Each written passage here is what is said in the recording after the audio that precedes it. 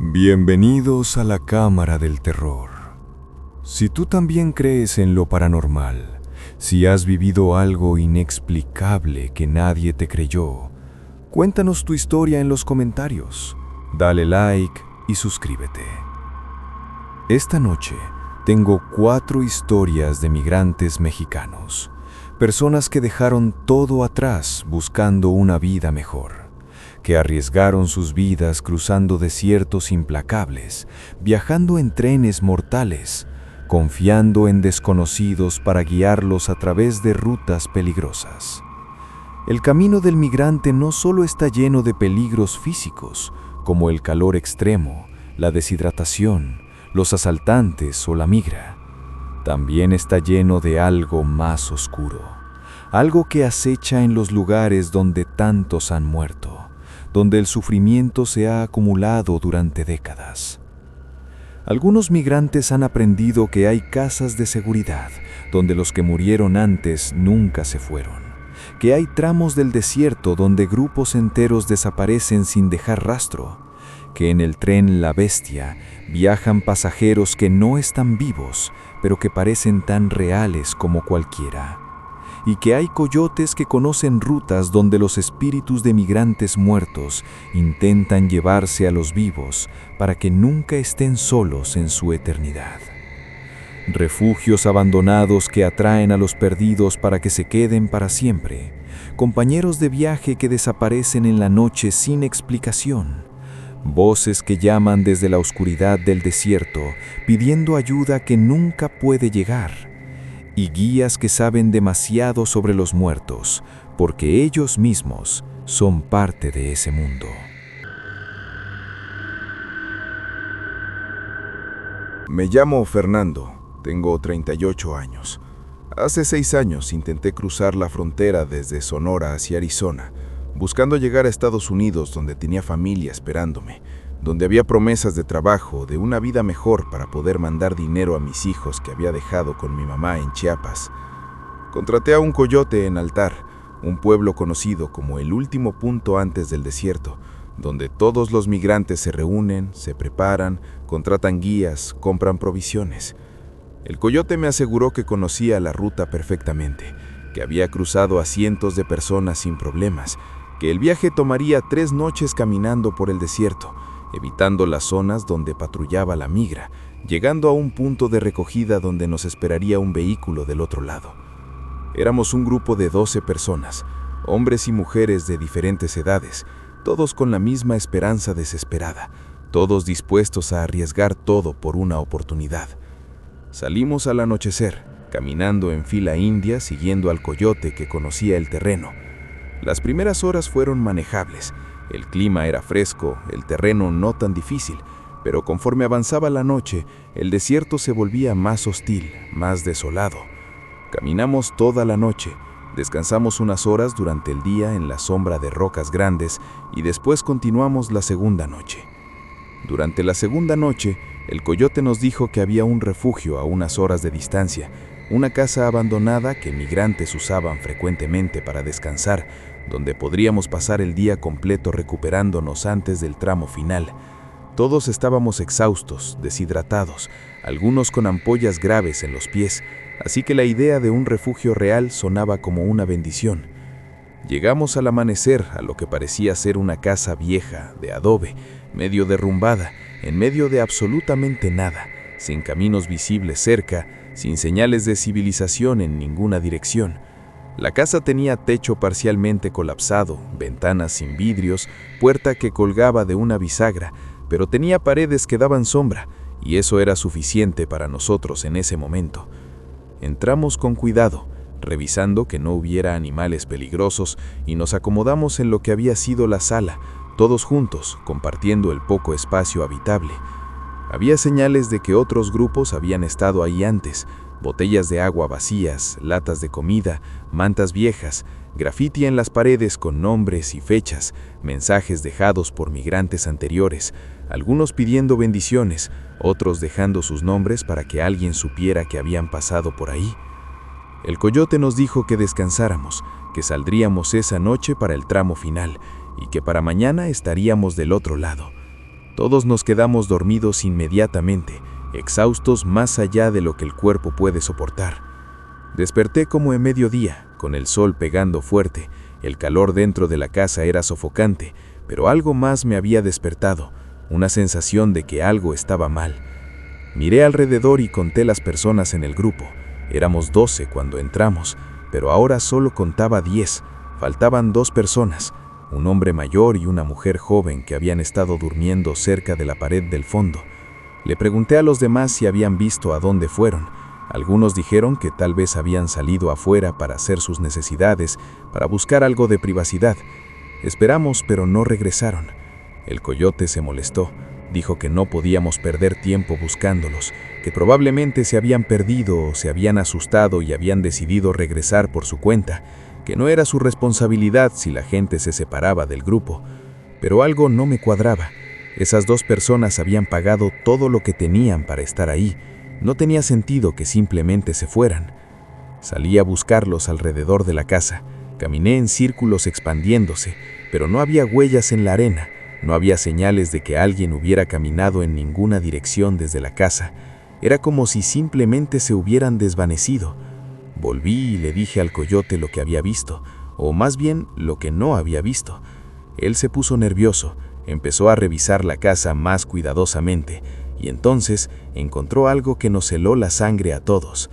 En la pared del fondo, donde las 2 personas habían estado durmiendo, había nombres grabados en el adobe, docenas de nombres con fechas de hace varios años, no fechas de hoy, sino fechas de 3, 4, 5 años atrás, como si esas personas hubieran estado en esta casa años antes y hubieran dejado sus nombres.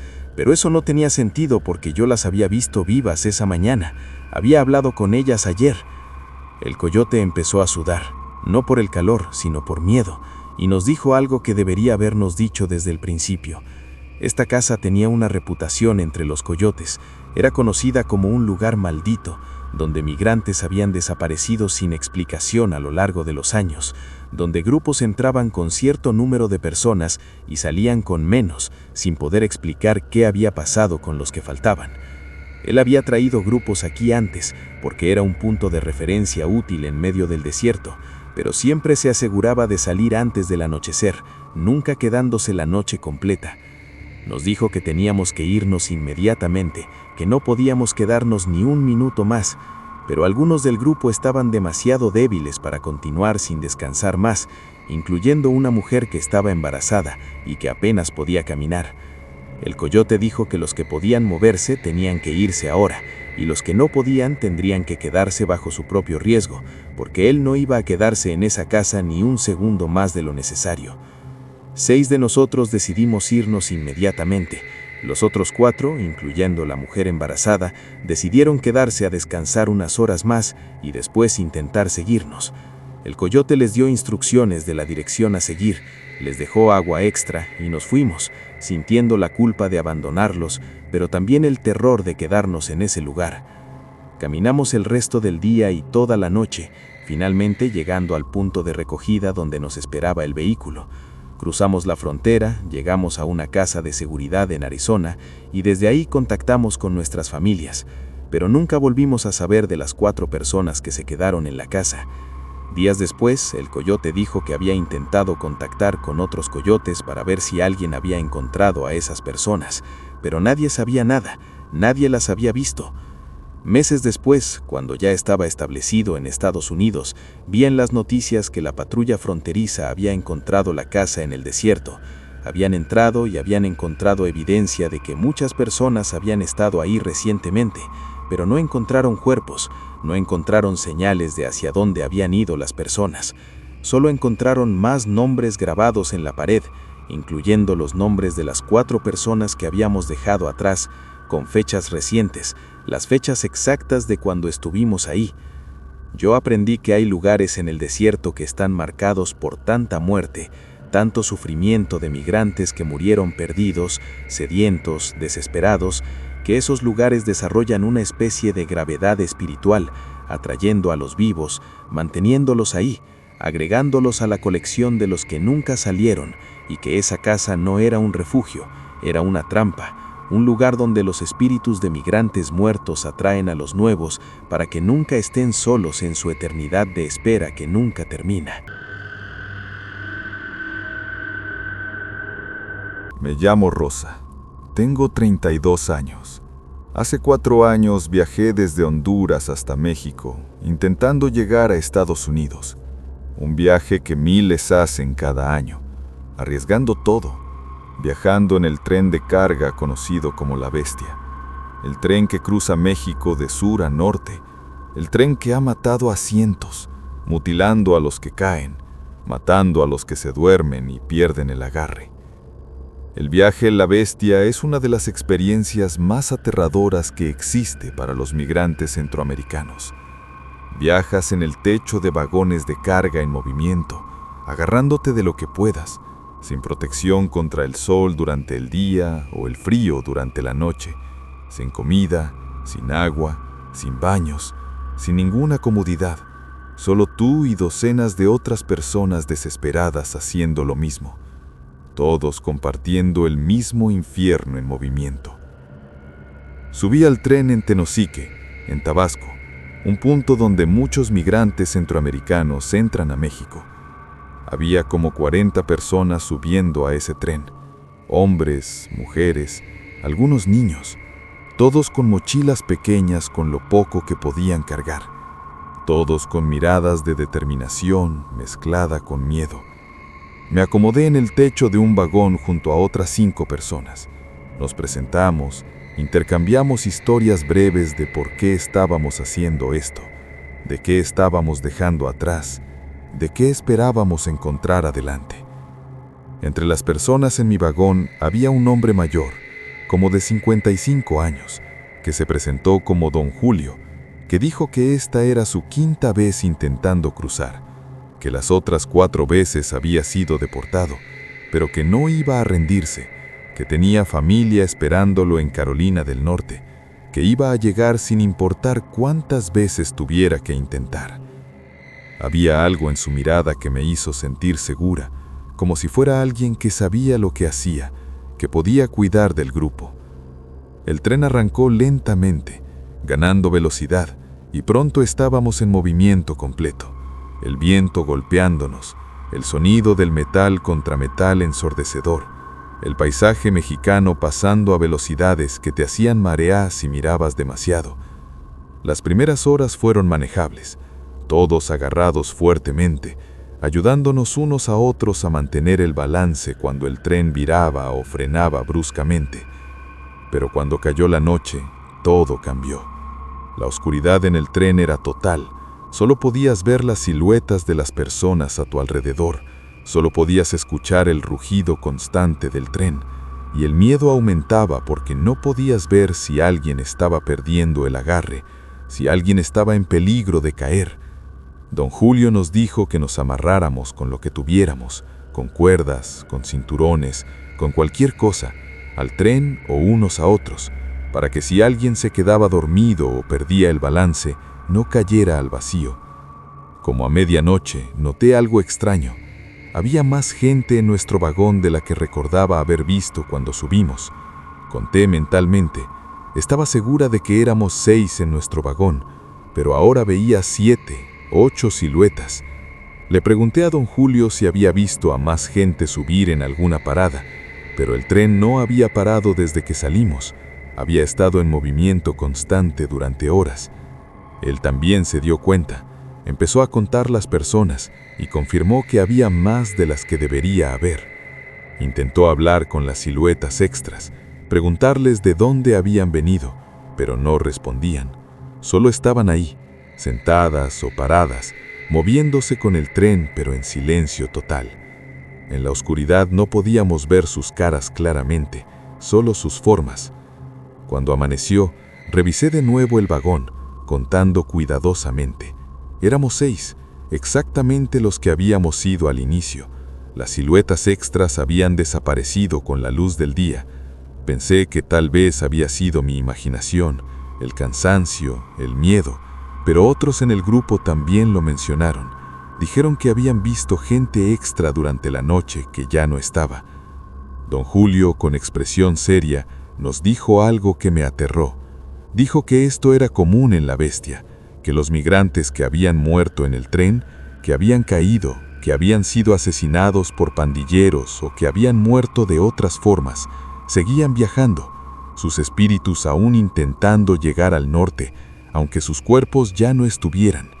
Dijo que era importante no hablar con ellos, no reconocer su presencia, porque si lo hacías, si interactuabas con ellos, podrías quedar marcado, podrías terminar uniéndote a ellos.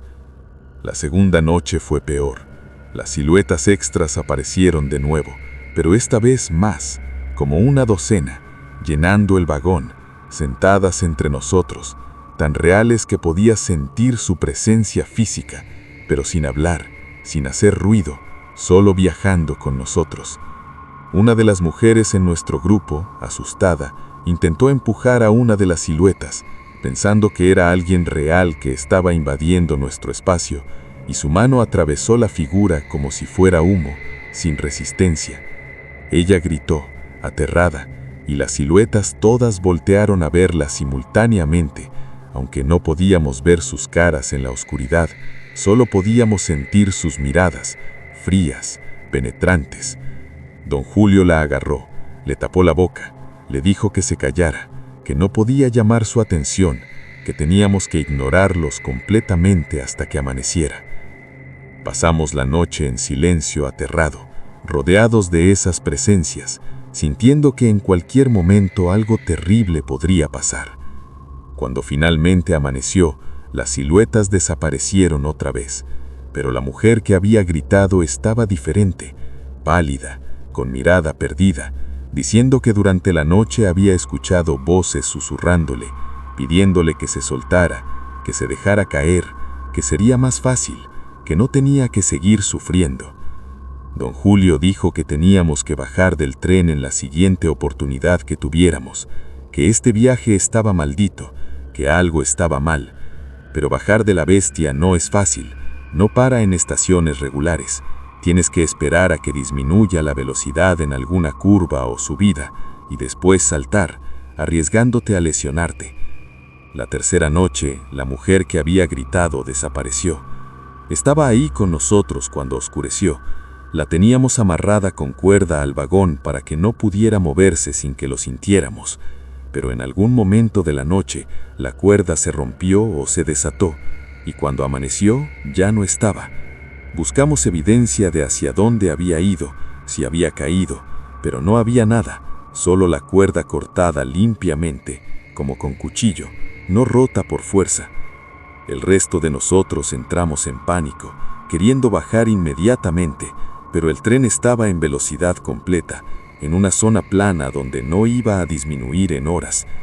Don Julio nos dijo que nos mantuviéramos juntos, que no nos separáramos por ninguna razón, que esperáramos hasta que el tren llegara a una zona montañosa donde tendría que ir más lento.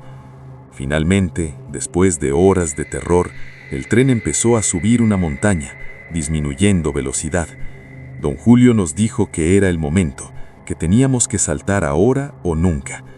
4 de nosotros saltamos, rodando en la tierra al lado de las vías, golpeándonos pero sobreviviendo.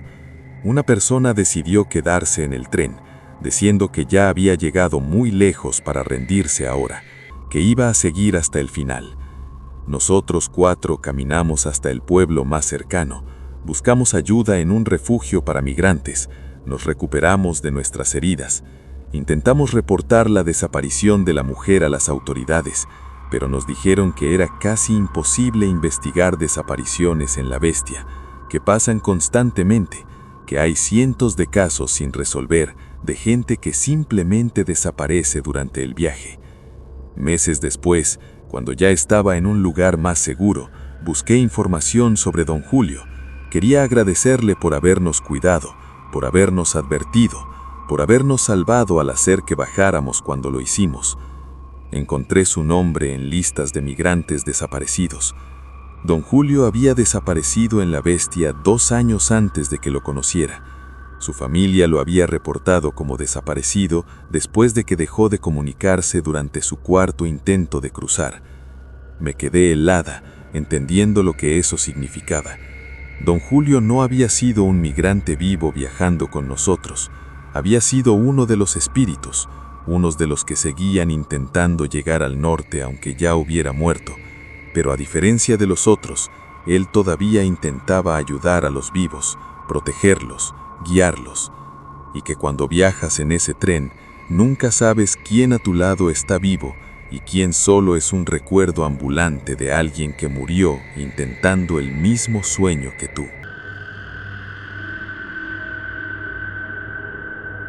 Me llamo Carlos, tengo 29 años.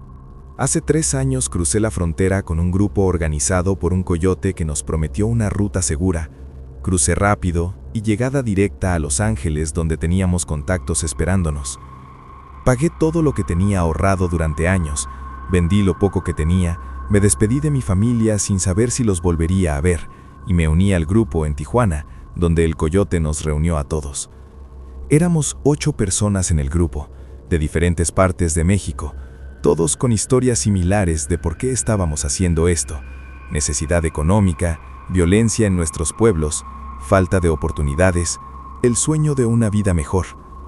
El coyote nos explicó el plan.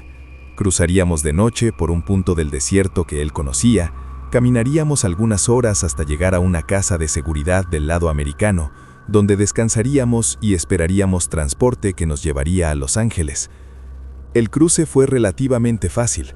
El coyote conocía los patrones de patrullaje, sabía cuándo y dónde cruzar sin ser detectados.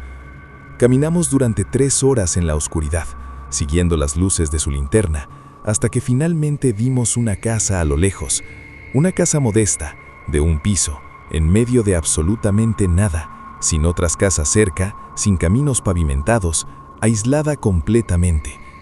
El coyote nos dijo que esta casa era usada por su organización frecuentemente, que era segura, que había comida, agua, camas, que podíamos descansar ahí hasta que llegara el transporte en la mañana. Entramos y efectivamente, la casa parecía preparada para recibir migrantes. Había colchones en el piso de las habitaciones, provisiones básicas en la cocina, baño funcionando, todo lo necesario.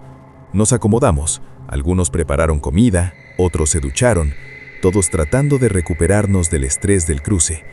Pero había algo en la casa que me incomodaba desde el principio, una sensación de que algo estaba mal, una atmósfera pesada que no podía explicar. Las paredes tenían manchas que parecían de humedad, pero que tenían formas extrañas. El aire olía raro, como a algo cerrado durante mucho tiempo, aunque el coyote dijera que se usaba frecuentemente. El coyote dijo que él iba a salir a hacer unas llamadas, a coordinar el transporte para la mañana y que volvería en unas horas, que mientras tanto nos quedáramos dentro de la casa, que no saliéramos por ninguna razón, que no prendiéramos luces que fueran visibles desde afuera. Nos dejó ahí y se fue, y nosotros nos quedamos, esperando. Las primeras horas fueron normales, todos conversando, compartiendo esperanzas de lo que haríamos cuando llegáramos a Los Ángeles, tratando de mantener el ánimo alto. Pero cuando cayó la noche completamente, empezaron a pasar cosas extrañas. Escuchamos ruidos que venían de otras habitaciones, como pasos, como si alguien estuviera caminando en los cuartos que sabíamos que estaban vacíos. Uno de los hombres fue a revisar, pensando que tal vez el coyote había vuelto sin que nos diéramos cuenta, pero los cuartos estaban vacíos, sin señales de nadie. Los ruidos continuaron, más frecuentes, más fuertes, y después empezamos a escuchar voces, conversaciones entre varias personas hablando en español, diciendo cosas que no podíamos entender completamente, como si estuvieran en otra habitación con la puerta cerrada. Revisamos toda la casa, todos juntos, no queriendo separarnos, pero las voces continuaban, como si estuvieran justo al lado nuestro, pero invisibles. Una de las mujeres en el grupo empezó a tener un ataque de pánico, diciendo que quería salir, que esta casa estaba embrujada, que algo estaba muy mal. Intentamos abrir la puerta principal para salir, pero estaba cerrada con llave desde afuera. El coyote nos había encerrado sin que nos diéramos cuenta. Las ventanas tenían rejas, no podíamos salir por ahí. Estábamos atrapados hasta que el coyote volviera. Intentamos llamarlo a su celular, pero no contestaba. Mandamos mensajes, nada. La noche empeoró. Las voces se volvieron más claras, más agresivas, gritando, como si hubiera peleas en las otras habitaciones, como si hubiera violencia pasando, y después empezamos a ver sombras, figuras humanas que se movían por la casa, pasando por los pasillos, entrando y saliendo de habitaciones, sin hacer ruido de pasos, sin sustancia física, pero claramente visibles. Nos encerramos todos en una habitación, bloqueando la puerta con muebles, apilándonos juntos en una esquina, aterrorizados, esperando que amaneciera. Pero las cosas no pararon, incluso con la puerta bloqueada. Las sombras entraban, atravesando las paredes, acercándose a nosotros, y podíamos sentir frío intenso cuando pasaban cerca, como si absorbieran el calor del aire. Una de las sombras se acercó a uno de los hombres en el grupo, y él gritó que podía sentir algo tocándolo, jalándolo, intentando llevárselo. Todos lo agarramos, manteniéndolo con nosotros, pero él seguía gritando que algo lo estaba jalando con fuerza sobrehumana, y podíamos ver marcas apareciendo en sus brazos, como manos invisibles agarrándolo, dejando marcas rojas. Oramos, algunos rezaban el rosario, otros gritaban pidiendo protección, haciendo lo único que podíamos hacer, esperar que algo nos salvara. Y de alguna forma, cuando empezó a amanecer, las sombras se retiraron, las voces se callaron, la casa volvió a estar silenciosa, aunque la atmósfera pesada nunca se fue completamente. El coyote llegó como a las 8 de la mañana, abrió la puerta y nos encontró a todos apiñados en una habitación, aterrorizados, varios con marcas en el cuerpo, todos negándose a quedarse un segundo más en esa casa. Le gritamos, le preguntamos por qué nos había dejado en una casa embrujada, por qué no nos había advertido. Él se puso pálido, nos dijo que no sabía de qué hablábamos, que esa casa había sido usada docenas de veces sin problemas, que nunca había pasado nada así. Pero cuando le mostramos las marcas en los cuerpos, cuando describimos las sombras y las voces, su expresión cambió, como si recordara algo que había intentado olvidar. Finalmente admitió que había escuchado historias de otros coyotes, que años atrás, un grupo de migrantes había sido mantenido en esa casa por traficantes rivales que habían secuestrado al grupo para pedir rescate a sus familias, y que cuando las familias no pudieron pagar, los traficantes habían matado a todos los migrantes en esa casa, dejando los cuerpos ahí durante días, antes de deshacerse de ellos en el desierto. Desde entonces, otros grupos habían reportado experiencias extrañas en esa casa, pero nunca tan intensas como lo que nosotros habíamos vivido. Nos sacó de ahí inmediatamente, nos llevó a otro lugar, y eventualmente llegamos a Los Ángeles como estaba planeado, pero ninguno de nosotros pudo olvidar esa noche. Las marcas físicas sanaron, pero las mentales nunca se fueron completamente. Algunos del grupo todavía tienen pesadillas, reviviendo esa noche en la casa de seguridad que no era segura, sino una trampa temporal para los vivos y una prisión eterna para los muertos. Yo aprendí que las casas de seguridad en el camino del migrante no siempre son lo que parecen, que algunas están marcadas por las tragedias que pasaron ahí, que los que murieron en esos lugares esperando ser rescatados y nunca lo fueron, quedaron atrapados, repitiendo sus últimas horas de terror, y que cuando nuevos migrantes llegan a esas casas, los muertos ven una oportunidad de ser vistos, de ser escuchados, o tal vez de llevarse a alguien más para que les haga compañía en su eternidad de espera que nunca termina. Me llamo Antonio. Tengo 45 años. Durante 15 años trabajé como coyote, guiando grupos de migrantes desde México hacia Estados Unidos, ganándome la vida haciendo algo que era ilegal, pero que veía como necesario, como un servicio que la gente necesitaba porque el sistema no les daba otra opción.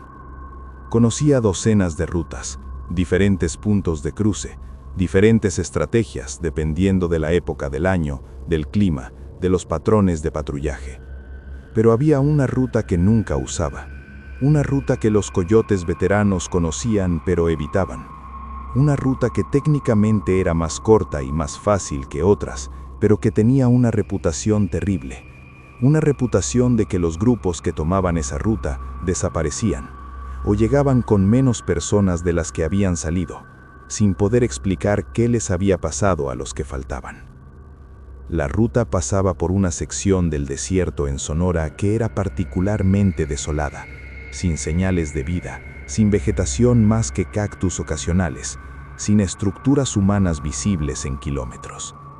Pero lo que hacía a esa ruta especial era que aparentemente era territorio de algo que los coyotes llamaban los que nunca llegaron, espíritus de migrantes que habían muerto en ese tramo del desierto a lo largo de décadas, y que, según las historias, no querían estar solos, así que atraían a nuevos grupos, los confundían, los hacían perder, los hacían caminar en círculos hasta que morían de deshidratación, uniéndose a ellos. Yo siempre pensé que esas historias eran exageraciones, supersticiones para asustar a los novatos, explicaciones convenientes para cuando grupos tomaban malas decisiones y se perdían. Pero hace 2 años me vi forzado a usar esa ruta.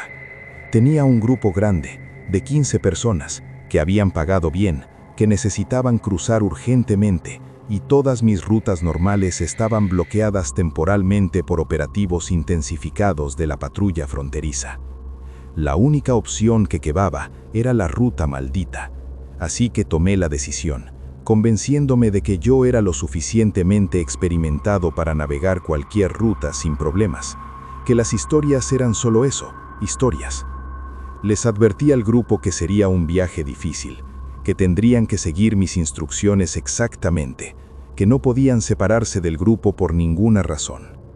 Salimos al anochecer, como siempre, entrando al desierto con provisiones para 3 días, aunque yo esperaba que solo tomara 2. Las primeras horas fueron normales.